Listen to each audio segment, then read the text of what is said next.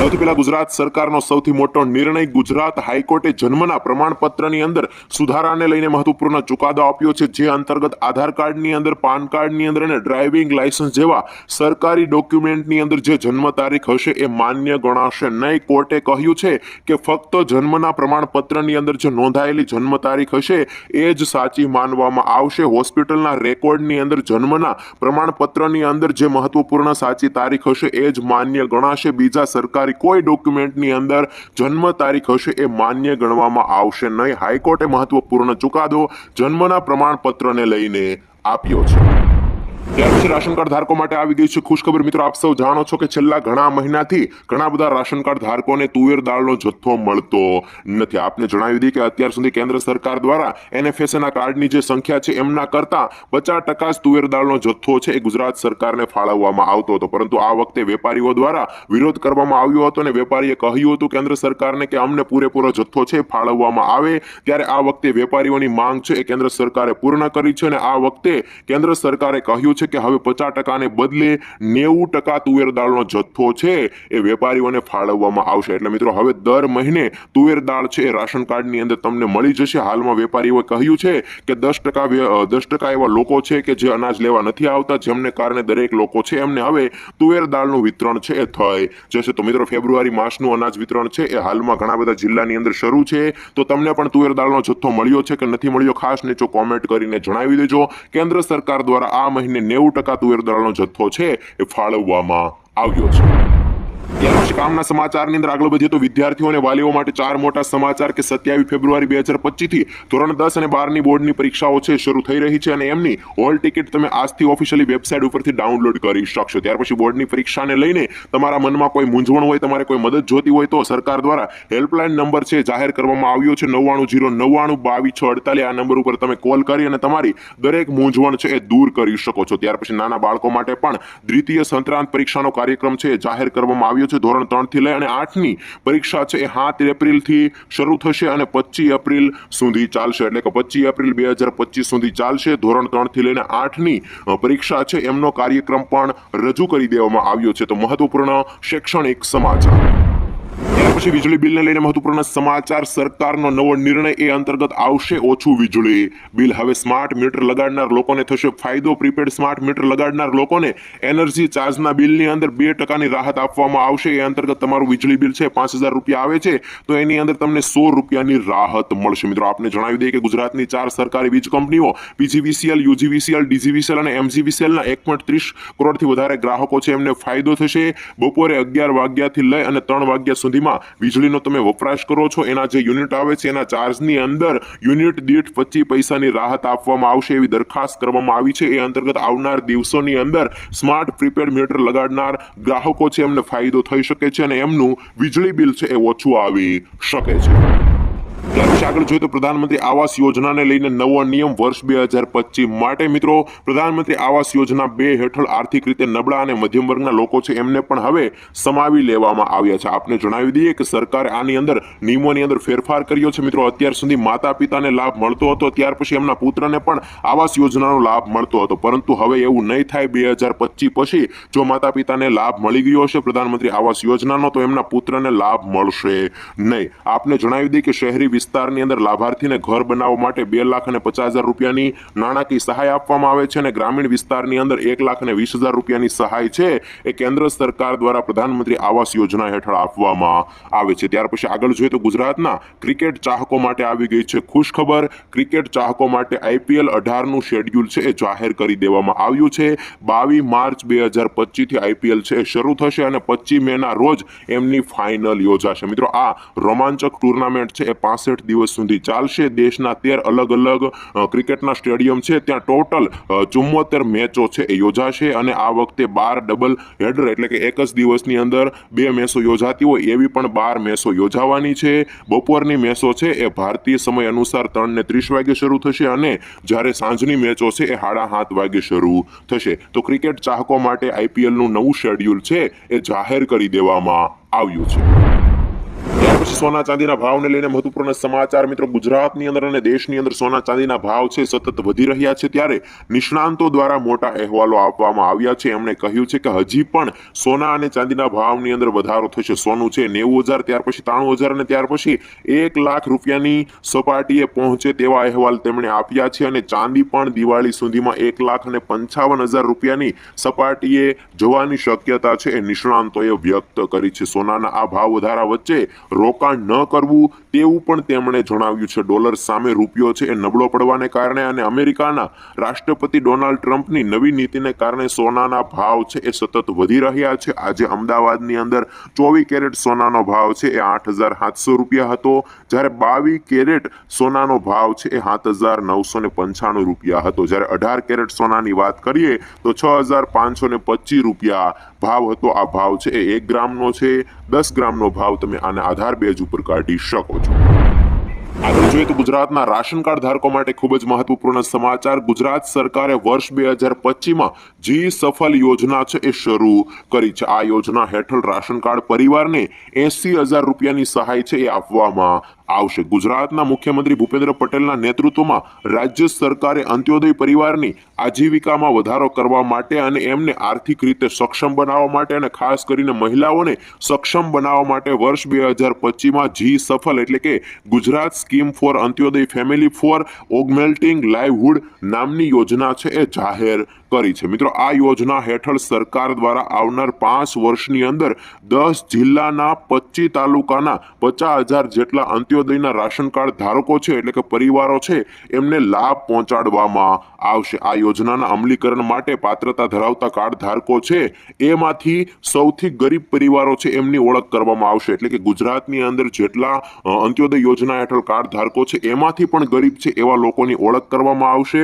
અને ત્યાર પછી એમના આવકના સ્ત્રોત છે એ જોવામાં આવશે અને ત્યાર પછી એ લોકોને આર્થિક સહાય આપવામાં આવશે અને એમને આવકના નવા સ્ત્રોત છે એ પણ ઊભા કરવા માટે સરકાર દ્વારા સહાય છે એ આપવામાં આવશે. આજીવિકાના નિર્માણના ભાગરૂપે પરિવારોને આવકના નવા સ્ત્રોત ઊભા કરવા માટે 80,000 રૂપિયા સુધીનું અનુદાન છે એ પણ સરકાર દ્વારા આપવામાં આવશે. નાણાકીય સહાય આપવા માટે, પ્રોત્સાહન આપવા માટે પરિવારોને બેંકો, બચત, ધિરાણ અને વીમાઓની સેવાઓ સાથે પણ જોડવામાં આવશે. તો ગુજરાતની અંદર અંત્યોદય યોજના હેઠળ જે ફેમિલી પાસે કાર્ડ છે અને એમાં ખાસ કરીને જે વ્યક્તિ ગરીબ છે એમની ઓળખ કરવામાં આવશે અને એ વ્યક્તિઓ પાછળ, એ પરિવાર પાછળ ગુજરાત સરકાર દ્વારા 80,000 રૂપિયાની રકમ છે એ વાપરવામાં આવશે. આવનાર 5 વર્ષની અંદર રાજ્ય સરકાર દ્વારા 10 જિલ્લાના 25 તાલુકાના 50,000 જેટલા અંત્યોદયના રાશન કાર્ડ ધારકો છે એમને આવનાર 5 વર્ષની અંદર જી સફળ યોજનાનો લાભ છે એ મળવા પાત્ર રહેશે. ગુજરાત સરકારે, ગુજરાતના મુખ્યમંત્રીએ જી સફળ યોજનાની સૌથી મોટી જાહેરાત છે એ આજે કરી છે. કામના સમાચારની અંદર આગળ વધીએ તો ગુજરાતના ખેડૂતો માટે આવી ગઈ છે ખુશખબર. ગુજરાતના ખેડૂતો માટે ગુજરાત સરકારે કરી છે મોટી જાહેરાત. ગુજરાત રાજ્યની અંદર ચણા અને રાયડાની ટેકાના ભાવે ખરીદી કરવામાં આવશે.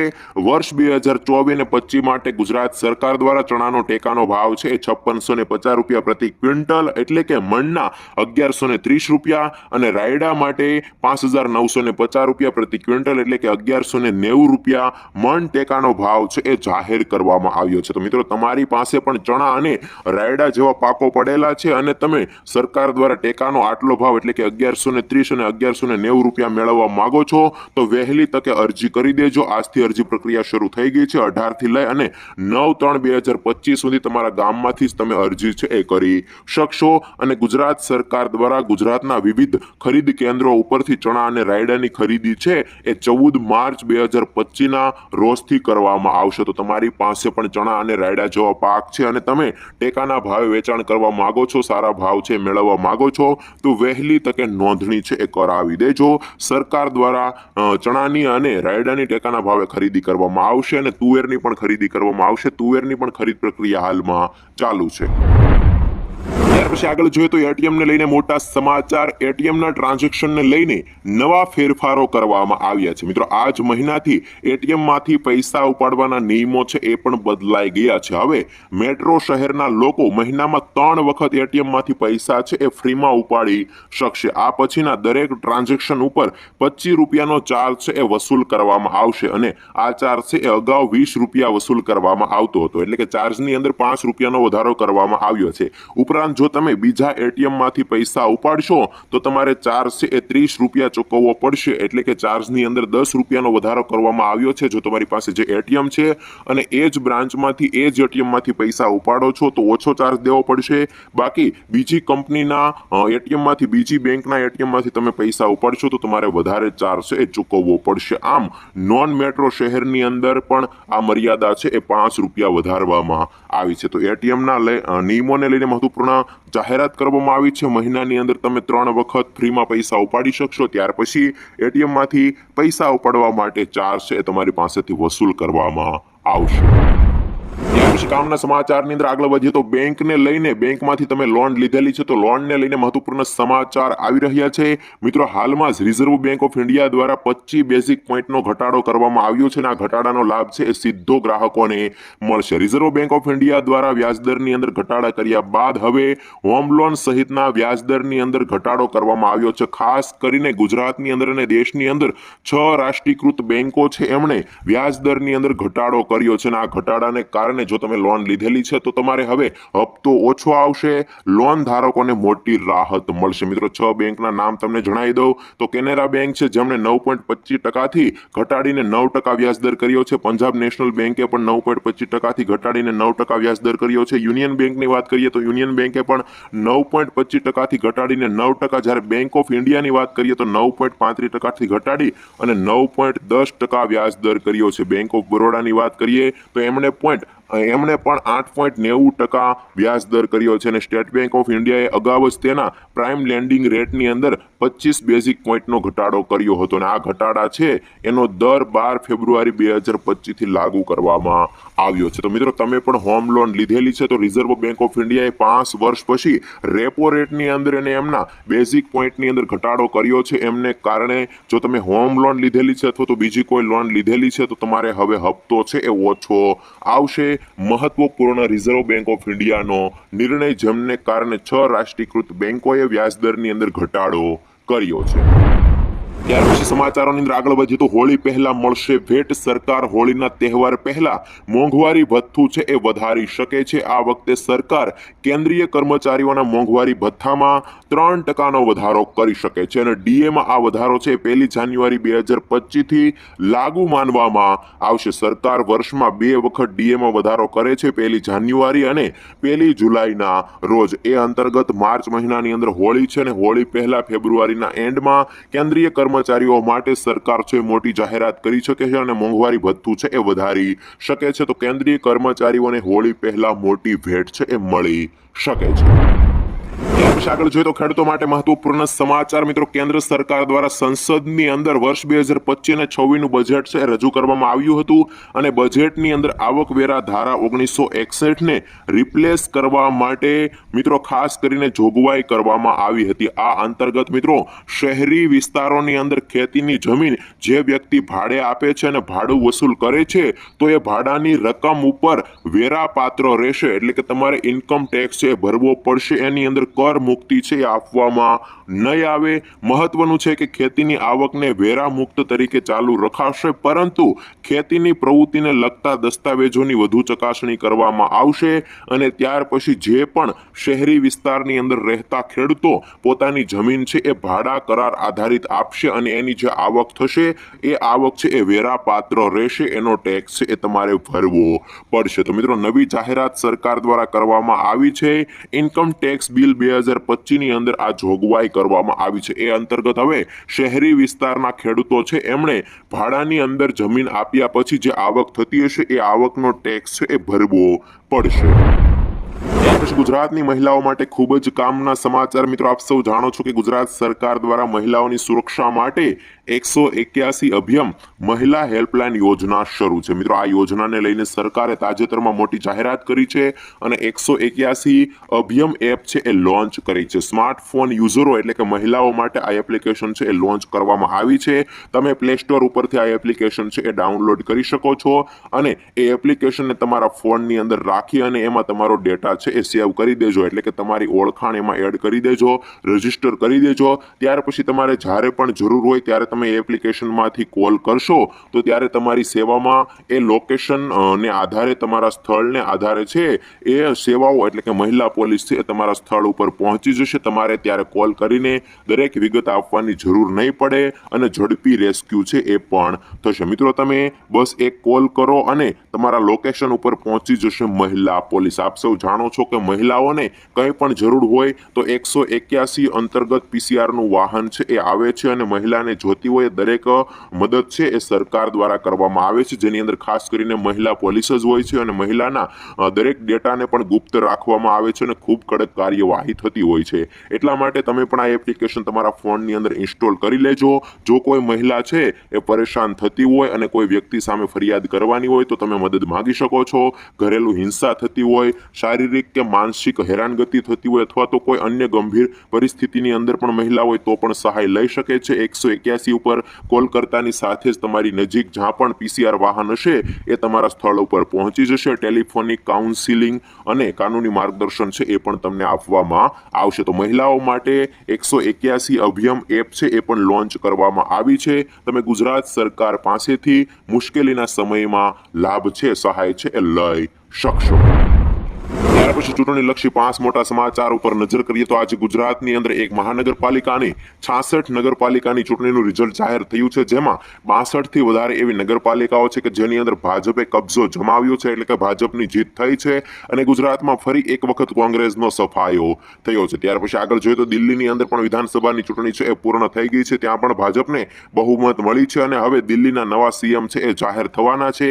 દિલ્હીમાં ગુરુવારે નવા સીએમની જાહેરાત થશે અને શપથ ગ્રહણની વિધિ છે એ પણ ગુરુવારે થશે, એની માટેની તૈયારીઓ છે એ ચાલી રહી છે। ત્યાર પછી આગળ છે તો ગુજરાતની અંદર કાલથી વિધાનસભાનું સત્ર છે એ શરૂ થશે 19 ફેબ્રુઆરી 2025 રોજ અને આવતીકાલે નાણામંત્રી કનુભાઈ દેસાઈ છે એ ગુજરાતનું બજેટ પણ રજૂ કરશે। ત્યાર પછી આગળ જોઈએ તો ગુજરાતના શહેરો છે એ હવે ચમકશે।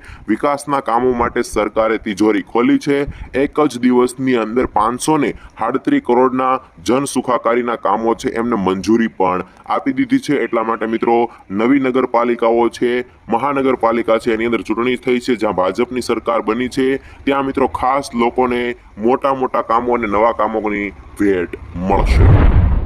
ત્યાર પછી હવે છેલ્લે આજના સૌથી મોટા ખેડૂત સમાચાર, જેની અંદર સૌથી પહેલા મગફળીને લઈને મહત્વપૂર્ણ સમાચાર કે ગુજરાતમાં આ વર્ષે મગફળીની ટેકાના ભાવે રેકોર્ડ બ્રેક ખરીદી છે એ સરકાર દ્વારા કરવામાં આવી છે અને હવે સરકાર દ્વારા મગફળીની ટેકાના ભાવે ખરીદી છે એ બંધ કરી દેવામાં આવી છે। ત્યાર પછી આગળ જોઈએ તો પીએમ કિસાન યોજનાનો 19મો હપ્તો ખેડૂતોના ખાતામાં 24 ફેબ્રુઆરી 2025 રોજ કેન્દ્ર સરકાર દ્વારા મોકલવામાં આવશે, એટલે કે 24 તારીખે તમારા ખાતામાં 2000 રૂપિયા છે એ જમા થઈ જશે।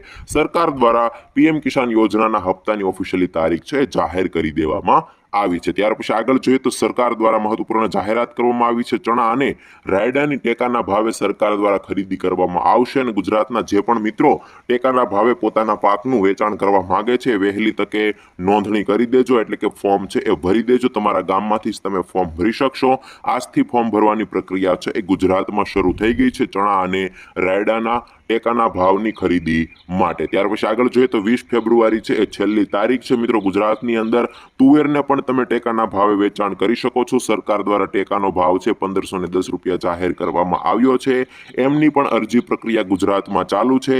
20 ફેબ્રુઆરી સુધી તમે અરજી છે એ કરી શકશો। ત્યાર પછી આગળ છે તો ગુજરાતના વિવિધ માર્કેટ યાર્ડની અંદર નવા ઘઉંની આવકો શરૂ થઈ ગઈ છે। ભાવો સ્થિર છે, 650 થી લઈને 700 ની વચ્ચે ઘઉંના ભાવો છે ખેડૂતોને મળી રહ્યા છે। ત્યાર પછી આગળ જોઈએ તો આજે કપાસનો ઊંચો ભાવ 1551 રૂપિયા બોલાયો છે, જ્યારે એવરેજ ભાવ થોડા ઓછા છે 1420 રૂપિયાની સપાટીએ કપાસના ભાવ છે ખેડૂતોને મળી રહ્યા છે. આવનાર દિવસોની અંદર કપાસના ખૂબ જ ભાવો વધે એવા કોઈ અહેવાલો મળી રહ્યા નથી. ગુજરાતની અંદર અને દેશની અંદર કપાસનું ઉત્પાદન ઓછું થયું છે, પરંતુ વિદેશની અંદર અમેરિકા છે, બ્રાઝિલ છે, એવા દેશોની અંદર કપાસનું ઉત્પાદન આ વર્ષે વધુ થયું છે, જેમને કારણે ભાવ છે એ કપાસના આ વર્ષે વધુ જોવા મળ્યા નથી. ત્યાર પછી આગળ જોઈએ તો આજે તુવેરની અંદર 1560 રૂપિયા ઊંચો ભાવ બોલાયો હતો, જ્યારે એવરેજ ભાવ છે એ 1430 રૂપિયાની સપાટીએ છે. જો તમારી પાસે પણ તુવેર હોય અને તમે 1510 રૂપિયા ભાવે ટેકાના ભાવે વેચાણ કરવા માંગો છો તો વહેલી તકે તમે અરજી છે એ કરી દેજો,